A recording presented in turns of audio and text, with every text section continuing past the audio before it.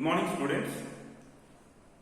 In the last session, we have discussed about the third life process of living organisms. We have discussed especially the third life process, how is it carried out in plants as well as in animals. The fourth life process, excretion. We have discussed how the excretion is carried out in unicellular organisms like amoeba, paramecium, etc. And we also have discussed about the specific organs that are used by various multicellular animals, like in the case of earthworm, nephridia, in the case of arthropods, green glands, Malpighian tubules, etc. we have discussed. Now let us discuss about the excretion in human beings. What is excretion? As per the definition, the removal of metabolic wastes and discarding them out from the body of the living organism is called excretion. And this excretion is carried out by a separate organ system called excretory system in human beings. In human beings, the excretory system contains three parts. They are a pair of kidneys, a pair of ureters, and a urethra. In human beings, the excretory system contains how many parts? Three parts. They are a pair of bean-shaped kidneys, a pair of ureters, and a urinary bladder, and attached to it a urethra is present. Okay. And if we look at the location of this excretion system, the kidneys in human beings are located in lower abdomen, that is here, downside of the rib cage, at the back side of our body. A pair of kidneys are there. So, one kidney is located on one side of the backbone, another kidney is located on another side of the backbone. So, kidneys are located in lower abdomen, one on either side of the backbone. And what is the process that the kidneys are carrying out? Excretion. During this process of excretion, what is prepared? Urine is prepared. And what is the purpose of making or preparing the urine by this excretory system? The purpose of making urine. The purpose of making urine is to filter out the waste, nitrogenous metabolic waste from blood. So, in the transportation process, we have understood that from each and every cell, the nitrogenous metabolic waste is collected by the blood and is brought to the excretory system, that is to the kidneys. So, from this blood, these nitrogenous metabolic wastes are filtered out and urine is made. So, the purpose of making urine is to filter out the nitrogenous metabolic waste from the blood. And the major substances that are present in the urine as the nitrogenous metabolic waste are urea or uric acid. In our nitrogenous metabolic waste, the major amount of the substance that is present is urea. In the case of birds, it is uric acid. In the case of fishes, it is ammonia. Based on that, animals are classified ammonotelic, aerotelic, and erythrotypic. Based on what? Based on the major nitrogenous metabolic waste present in the excretory product. The animals are divided into three types: ammonotelic, ureotelic, and uricotelic. Ammonotelic means fishes.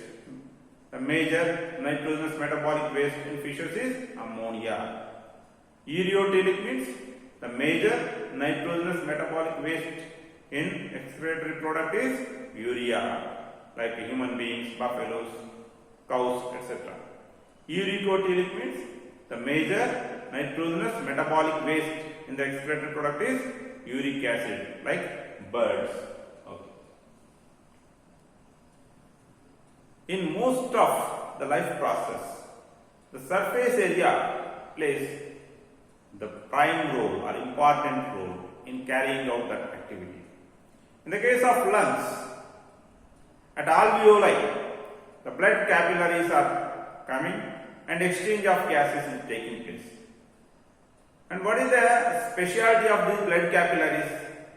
They are the thin blood vessels, thinnest blood vessels, which are having only single celled thickness, so that gases exchange or exchange of any materials can easily take place across the cell membrane. So, like how in lungs the blood capillaries are playing the pivotal role in gases exchange, in the same manner even in the kidneys also, a cluster of very thin walled, actually we should not write walled, as per the textbook we are writing walled, but thin membranous, because we are animal cells do not contain any walls. So a cluster or a bunch of very thin membranous blood capillaries, they are the functional unit, basic filtration unit in the kidneys. And these clusters are present in the basic functional unit of the kidneys. What is the basic functional unit of the kidney? The basic functional unit of the kidney is called nephron. The basic functional unit of the kidney is called nephron. In our kidneys, in each kidney, about 1 million nephrons are present. So you can imagine what will be the size of the nephron. Nephron is not a single cell. It is the functional unit. It is made up of several cells. Okay. So some people think that nephron may be one cell like that. No, it is not like that. Nephron is one small part, functional unit in the kidney. And there are 1 million nephrons in each kidney in human body. Right?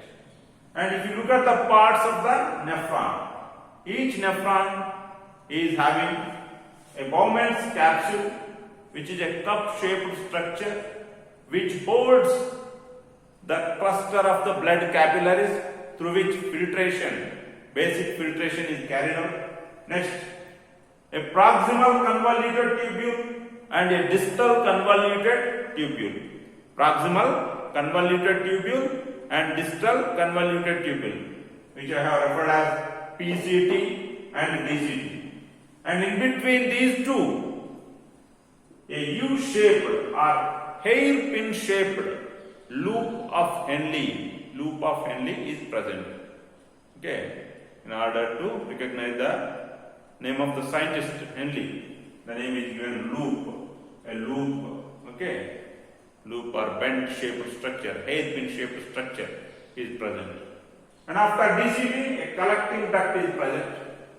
Each collecting duct, it is commonly used by several nephrons. For every nephron, one collecting duct is not present. A collecting duct is going to collect the urine from various nephrons. And what are the events that are taking place in the formation of urine in each nephron? 3 events are going to take place in the formation of urine. They are filtration, reabsorption, and secretion. In the formation of urine, 3 events take place in every nephron. They are filtration, reabsorption and secretion. What is filtration? Once after the blood collects the nitrogenous metabolic wastes from every cell, this blood arrives the kidney. In each kidney, it supplies the blood. The blood is provided to the cluster of blood capillaries. This cluster of blood capillary present inside the Bowman's capsule, cup-shaped structure. Okay. This cluster of blood capillaries is called glomerulus. When the blood is flown through the glomerulus,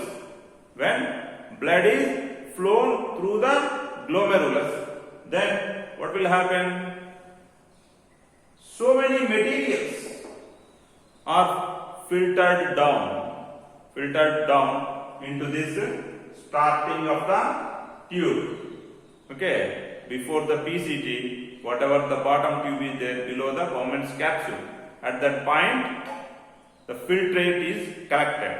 This filtrate, which is collected at the bottom of the Bowman's capsule after the initial filtration, is called initial filtrate. Initial means first.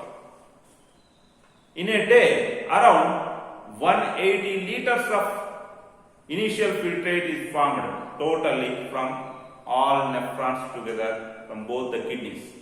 But are we excreting 180 liters of urine? No human being does so.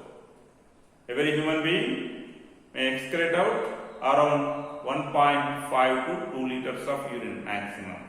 If a person is diabetic, they may be excreting more. Otherwise, a normal human being excrete out only 1.5 to 2 liters of urine. Then, where this entire 180 liters of initial filtrate is going out? So, first process filtration is completed, 180 liters of initial filtrate is formed. This initial filtrate contains glucose, amino acids, salts, various salts like sodium, potassium, chlorine, etc. Major amount of water. If all these things are thrown out from the body, then the body will become weak and the person will die. So, all these useful substances must be taken back into the body. So, that process is called reabsorption. As this initial filtrate moves through along this tube, that is PCT, loop of Henle and DCT, proximal convoluted tubule, loop of Henle and distal convoluted tubule.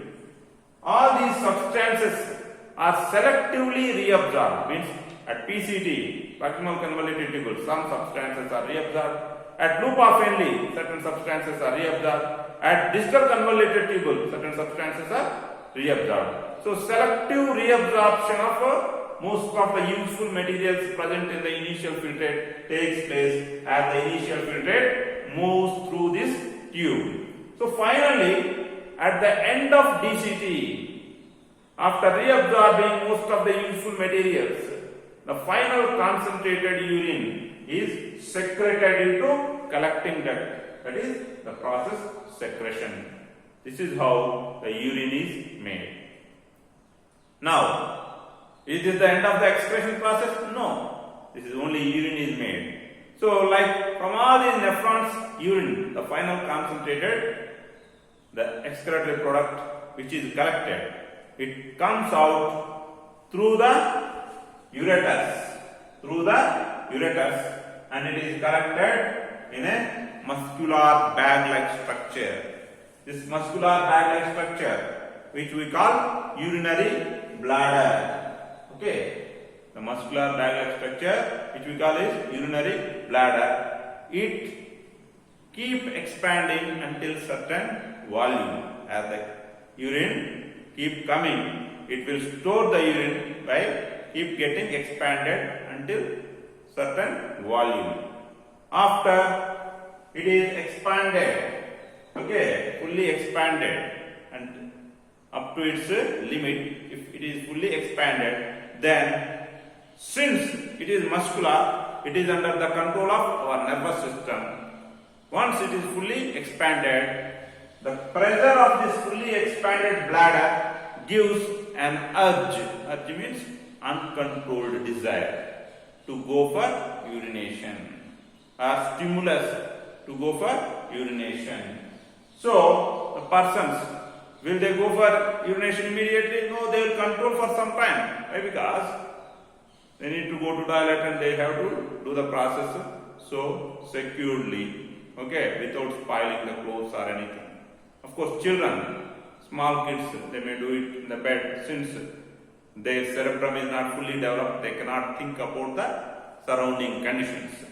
But once after the person is able to think about the surrounding conditions, they can control the process of going for urination. They can control the urge of going for urination until certain time. But how the bladder will not release the urine up until that time, because it is under central nervous system control, so it can be controlled.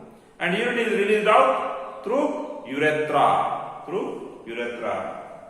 The amount of water that is reabsorbed, it depends on two factors. Why you have to discuss this thing? We have understood that 180 liters of initial filtrate is found, only 1.5 liters of urine is excreted out. So remaining volume of filtrate is reabsorbed. So the amount of water that is reabsorbed, because a major amount of initial filtrate is nothing but water only. This glucose, amino acid, salts, all these things, they are present only in the dissolved form in that initial filtrate. So the major amount of that initial filtrate is nothing but water. So how this amount of water reabsorbed? It is dependent on two factors. What are they? The amount of excess water present in the body. The amount of excess water present in the body. The amount of excess water present in the body is very less. The amount of reabsorption, it is more. If the amount of excess water present in the body is more, reabsorption of the water is less. The amount of dissolved waste to be excreted out, if the amount of dissolved waste is more, okay, then in order to keep it in safe condition, the water also has to be present proportionately. So these are the two factors which are responsible for the reabsorption of water.